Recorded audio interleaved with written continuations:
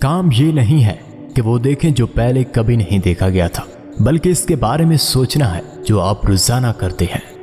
ہمیں چیزوں کے آنے کا انتظار نہیں کرنا چاہیے، یہ مانتے ہوئے کہ ان کا فیصلہ ناقابل تذکیر تقدیر کے ذریعے کیا جاتا ہے۔ اگر ہم یہ چاہتے ہیں تو ہمیں اس کے بارے میں کچھ کرنا چاہیے۔ کوئی بھی خود تنہا نہیں ہوتا، ابدی اور ہمیشہ کے لیے صرف اب ہے، ایک ہی ہے، اور اب ایک ہی ہے۔ حال ہی وہ چیز ہے جس کی کوئی انتہا نہیں ہے۔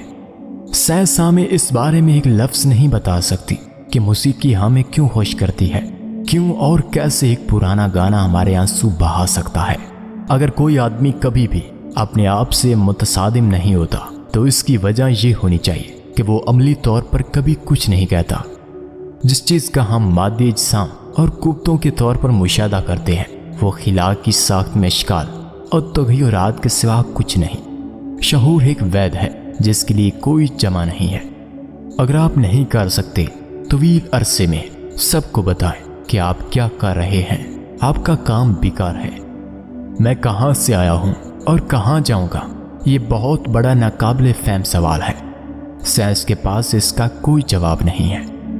علم کی دیانت دارانہ تلاش میں آپ کو اکثر غیر معینہ مدت تک جہالت کی پابندی کرنی پڑتی ہے۔ ایک جانور جو انا پرستی کو بہت محدود کیے بغیر ریاستوں کی تشکیل کا آغاز کرتا ہے فنا ہو جائے گا۔